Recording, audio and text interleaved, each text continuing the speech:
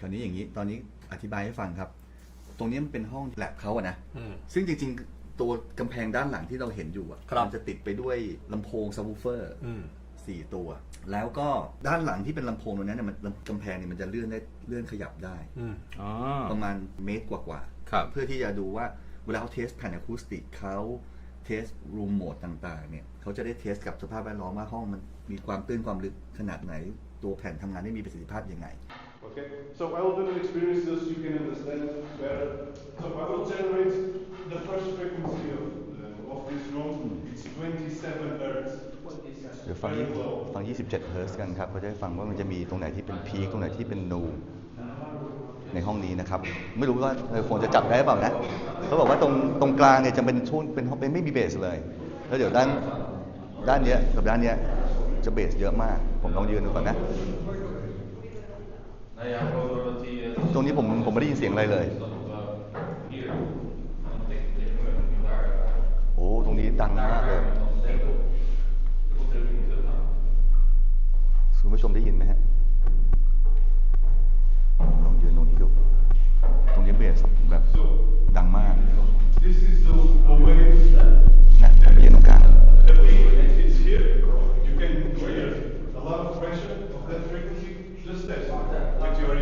ตรงนี้ไม่ได้ยินอะไรเลยแล้วก็ไปหลังห้องโอ้นี่มันจะค่อยๆดังขึ้นมาเห็นไหมมันค่อยๆดังขึ้นมาแล้วมันตรงนี้ดังมากเลยตรงนี้คือดังมากเพราะว่าคลื่นเนี่ยตรงนี้มันเป็นช่วงพีคแล้วมันก็ตกไปตรงกลางแล้วก็ไปพีคอีกทีตรงหลังห้องนู้นเนี่ยลองดูนะผมเดินจากตรงนี้เสียงจะดังแล้วผมก็เดินไปตรงกลาง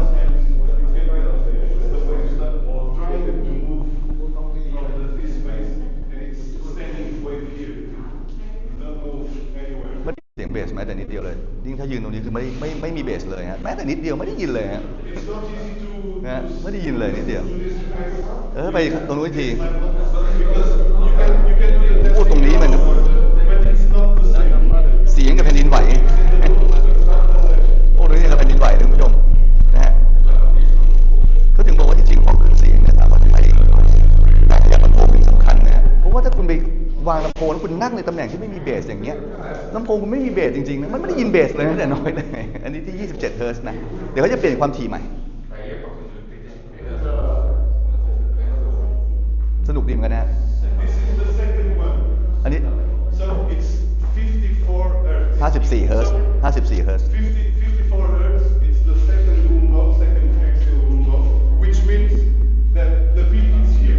ตรงนี้คือพีคอันนี้คือ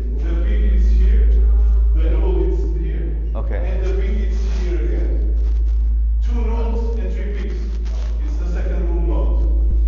คราวนี้มาดูตรงนี้อันนี้มันคลื่นก็จะสั้นลงไปถูกไหม54 เฮิร์ตซ์ตรงนี้จะดังมากแล้วผมก็เดินไปสักนิดหนึ่งตรงนี้ไม่ได้มีเบสเลยไม่รู้สึกนะฮะโอ้ตรงนี้ดังลั่นเลยนะดังลั่นเลย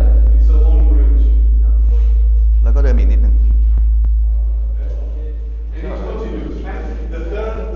ตรงนี้ไม่ได้ยินเบสเลยไม่ได้ยินแม้แต่นิดเดียวแล้วก็เดินมาอีกนิดหนึ่งโอ้ตรงนี้กับแผ่นดินไหวอ่ะดังลั่นเลย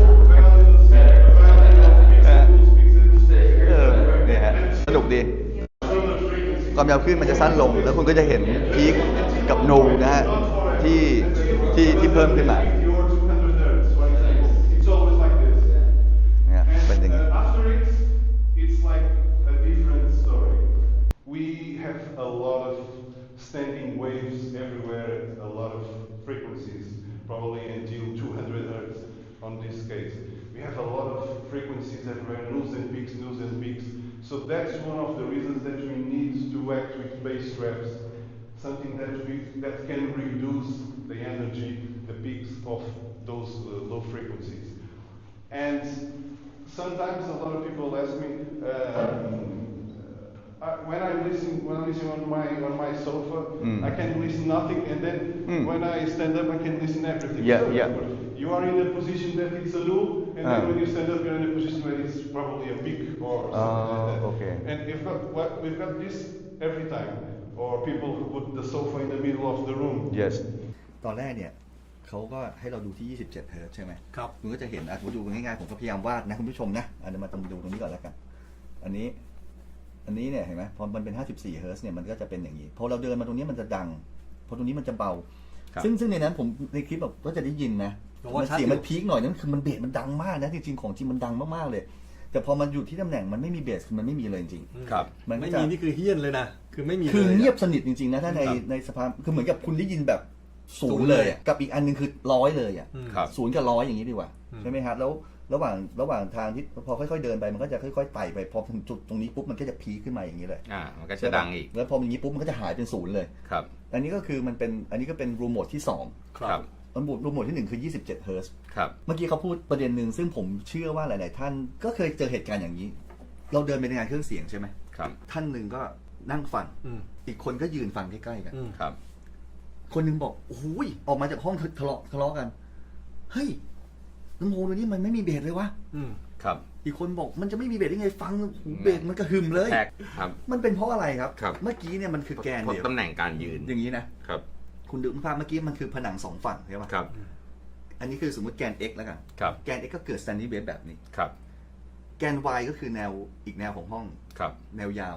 ก็เกิด standing wave เหมือนกัน แนวสูงเนี่ยเพดานกับผนังมันก็เกิด standing wave เหมือนกัน คราวนี้ผมก็ลองมานั่งแบบใช้ศิลปะในการวาดรูปผม ซึ่งไม่ค่อยมีอยู่แล้ ซึ่ ว งตอนนั้นน่าจะได้เกรด4น่าจะได้เกรด2 สองนี่ก็เยอะไปนะ เนี่ยคุณดูนะ สมมุติว่านี่นะเป็นเหตุการณ์จำลองคุณเดินเข้าห้ ครั อง บ เข้าไปในงานใช่ไหม ครับ คนหนึ่งนั่งเนี่ยก็คือเครื่องเสียงอยู่นี่ลำโพงอยู่นี่ลำโพงอยู่นี่ ลำโพงอยู่นี่ ลำโพงอยู่นี่คุณนั่งไปเนี่ยคุณอยู่ในตำแหน่งนี้ ครับ เบสก็ไม่เยอะมาก ครับ เพื่อนคุณมายืนสูโอ้โหเบสเยอะเองวะนี่คือเหตุผลว่าที่เมื่อกี้เขาอธิบายให้ฟังว่าทำไมบางทีคุณนั่งกับคุณยืนเนี่ย มันถึงมีเบสกับไม่มีเบส พอเราอยู่ในห้องที่มันปกติ ครับ 3 คูณ 5 5 คูณ 6เนี่ย ครับ ที่มันขนาดไม่ใหญ่เนี่ย standing wave มันเลยมีผลกับเสียงค่อนข้างเยอะก็ย้อนกลับมาอีกว่าอ้าวทำไมคนที่เขาบอกว่าเนี่ย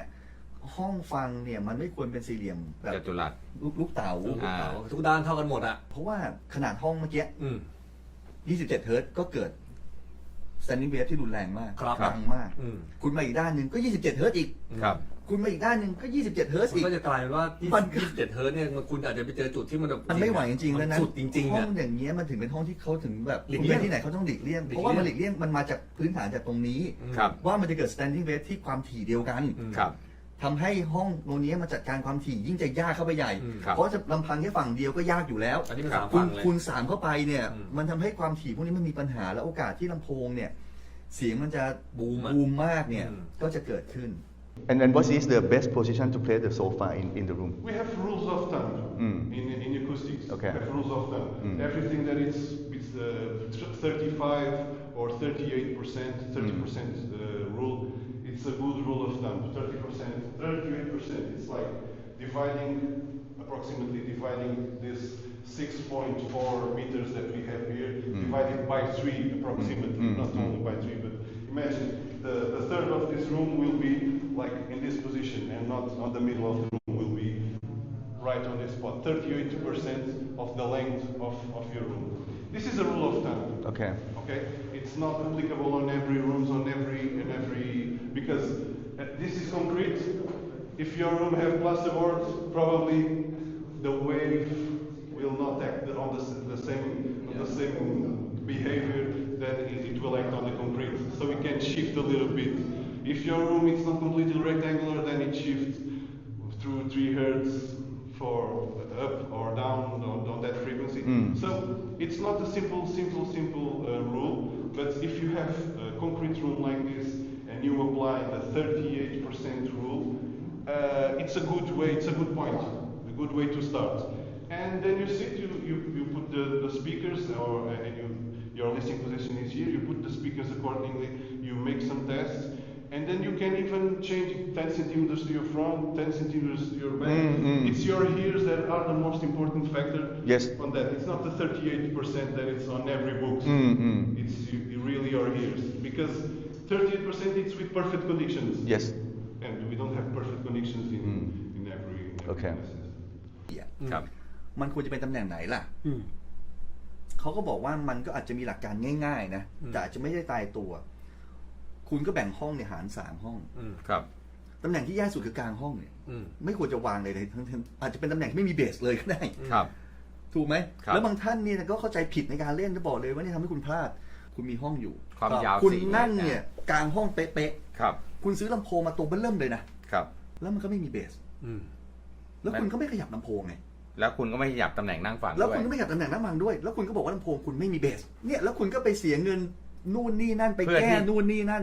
ซึ่งจริง ๆ แล้วเนี่ยคุณแค่ขยับ ลำโพงนิดหน่อย ลำโพงหรือขยับตำแหน่งนั่งฟังคุณเนี่ย คุณก็จะมีเบส ถ ละ อยไปสัก50 เซนกับเมตรนึงเนี่ย ครับ เบสมันก็ดีแล้ว นั่นคือที่มาที่คุณยวัฒน์บอกว่าเวลาคนไปฟังเครื่องเสียงในงาน คนนั่งอ่ะบอกดี คนยืนบอกไม่มีเบสเลย อืม นะฮะ นี่คือเหตุผลเพ พื้น ราะ ฐานเดียวกัน เขายืนคนละตำแหน่ง อ่ะคราวนี้ถามว่าพอเราขยับลำโพงมันช่วยอะไร เราจะต้องเรียนรู้กับเรื่องนี้ยังไงอ่ะ อืม อย่างกับย้อนกลับมาเรื่องอะคูสติกทิปที่เขาให้มาแล้วกัน ครับ ที่เขาทำในอันนี้เป็นมาจากFacebook ของเขา ครับ นะฮะอันนี้ก็ห้องทั่วๆไปอันนี้มันก็เมื่อกี้เราเห็นแล้วนี่มันจะมีช่วงโด่งก็คือเบสเยอะ ช่วงที่เป็น เบส นูน น้อย เนี่ยก็คือไม่มีเบส ไม่มี เล เบส ย เลย มันเกิดเหตุการณ์นี้เกิดขึ้นทุกห้องอยู่แล้ว ครับ ใช่ไหมครับ มันก็จะเกิด standing wave ไปมาเมื่อกี้นี่เขาบอกถ้าคุณนั่งตำแหน่งนี้เลย ครับคอน คุณ ไป ก็จะ ทา มี งหลัง เบ หน่ ส อย ที่มันบูมมากเลย ถูก ครับ ต้อง ยิ่งความถี่สักค่าหนึ่งซึ่งมันอาจจะเกิดขึ้นในห้องคุณเนี่ย ครับ ก็จะบูมมาก คือถ้าเจอความถี่นั้นน่ะมันก็จะทำให้มันเกิดอาการบูมขึ้นอย่างฟังออกได้ชัด ใช่ป่ะแล้วเห็นด้านซ้ายไหมด้านซ้ายเนี่ยเมื่อกี้เขาที่อธิบายให้ฟังว่ามันก็เกิดเหตุการณ์นี้เหมือนกันในแกนนี้เหมือนกัน ครับ เห็นป่ะมันก็จะมีช่วงถ้าคุณยืนคุณอาจจะเจอยอดดอย ใช่สมมติ คุณ ถ้า นั่ง สมมติโซฟาเราดันสูง สมมติเรายืนขึ้นบนโซฟาแล้วฟัง เราก็จะเจออีกเสียงห อี นึ่ ก ง เสียงหนึ่งมันก็จะเจออีกเสียงหนึ่ง ซึ่งมันมี standing wave ไปได้ในทุกด้านของห้องเลย ทุกด้านของห้องถูกต้อง ครับ นะฮะคราวนี้ถ้าคุณไปนั่งอีกจุดหนึ่งเกิดคุณนั่งตำแหน่งนี้ ครับ คุณก็อาจจะไม่มีเบสเลย ครับ เบส ครับ หายไปอาจจะกลางห้องหรือเดียวไปด้านหลังห้องซะเยอะหน่อย ครับ ใช่ไหมฮะคราวนี้ตำแหน่งที่ดีในการฟังควรจะเป็นแบบไหนล่ะ มันก็ควรจะเป็นตำแหน่งประมาณนี้ฮะก็คือตำแหน่งที่ไม่ใช่ยอดดอย แล้วไม่ใช่ล่างสุด อยู่ตรง มัน กลาง ก็สอดคล้องกับที่เราพูดมาทั้งรายการมาตลอดหลาย ๆ ปีว่า คุณขยับลำโพงสิ ครับ แล้วคุณดูตำแหน่งที่เบสมันพอดี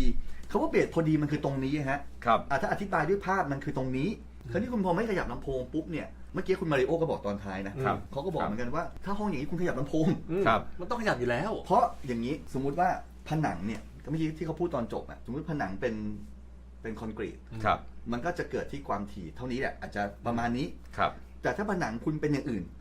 ความถี่ก็จะไม่แน่ไม่นอนขึ้นมาอีก อืม มันอาจจะเป็น 27 อาจจะเป็น 25 เฮิร์ตซ์อาจจะเป็น 29 เฮิร์ตซ์อะไรก็แล้วแต่มันอยู่ ครับ ที่วัสดุ ครับ ของห้องด้วยนู่นนี่นั่น ดังนั้นเนี่ยสิ่งที่เขาแนะนำตอนท้ายคลิปเมื่อสักครู่คือ คุณขยับลำโพง ครับ ครับ เพื่อที่จะหาตำแหน่งที่เบสที่ดี อืม โดยที่หลักการง่ายๆของเขาก็คือ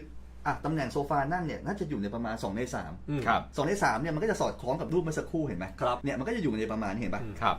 เพราะว่าถ้าคุณนั่งกลางเลย คุณก็จะเจอตำแหน่งที่ซันนี่เบสรุนแรงใช้คำนี้ ครับ แล้วกัน อืม อาจจะไม่มีเบสความถี่หายไปเลย อืม ถูกนู่นนี่นั่น แต่2 ใน 3เนี่ยจะเป็นตำแหน่งที่ค่อนข้างดีมาก ใกล้ผนังมากเกินไปก็จะไม่ค่อยดีอีก อืม ครับ ก็อันนี้คือหลักการง่ายๆ แต่ก็ไม่ได้บอกว่าตายตัวนะ อืม ครับ เพราะสุดท้ายเนี่ย แต่เห็นภาพ มันจะต้องมีการขยับลำโพงเข้าไปช่วยในการที่จะ อืม ชดเชยซึ่งกันและกัน อืม ครับ พอเข้าใจไหมฮะ เข้าใจนะแต่ถ้าเกิดว่าลำโพงคุณอยู่ในตำแหน่งที่มันไม่มีเบสเลย แล้วคุณจะไปปรับไงปรับ EQ ช่วยเหรอ มันไม่มีเลยแล้วถามว่ายิ่งคุณไปบูสต์นะ สมมุตินะคุณไปสมมุติคุณบอกคุณหลักการที่คุณไม่เชื่อคุณไปนั่งกลางห้อง อืม แล้วมันก็ไม่มีเบส อืม ครับ แล้วคุณบอกคุณเอา EQ ใส่ คุณจะไปบูสต์ลำโพงยังไง อืม ให้มันทำในสิ่งที่ให้มันคุณจะไปปรับยังไงก็แล้วแต่ลำโพงมันบูสต์ยังไงก็ตามมันก็ไม่มีเบสออกมาอยู่ดีอะ ครับ สุดท้ายลำโพงคุณก็จะไปพังเพราะว่าคุณไปบูสต์มันเยอะเกินไปเร่งเท่านี้ก็เฮ้ยเร่งไปสิเติมไม่อีก อืม แต่ มันไม่มีไง แต่มันไม่ใช่ความผิดมันไม่อยู่ที่ลำโพงมันให้ไม่ได้ มันอยู่ที่ตำแหน่งที่คุณนั่งมันไม่มีเบส ถึงได้บอกว่าสุดท้ายเนี่ยเครื่องเสียงเนี่ยมันคือเรื่องของศิลปะการวาง แล้วเรื่องนี้ใช้กับการดูหนังและฟังเพลง แล้วทั้งคู่นะ เพราะมัน ครับ ถ้า มัน คุณเข้าใจ เรื่องเดียวกัน ถ้าคุณเข้าใจฟันเดเมนทัลมันเนี่ย อืม คุณต้องไปพยายามขยับลำโพงก่อน เพราะว่าฟันดัมเบลทัลมันไม่ได้บอกว่าตอนนี้คุณดูหนังหรือคุณฟังเพลงนะ ถูก ถูก ต้อง ป่ะคุณต้องพยายามขยับลำโพงกับตำแหน่งนั่งฟังคุณเนี่ยให้มันได้แกนนี้ก่อน ครับ เพราะถ้ามันได้แกนนี้ปุ๊บเนี่ยคุณจะปรับนู่นปรับนี่นิดหน่อยชดเชยอ่ะ อืม มันโอเค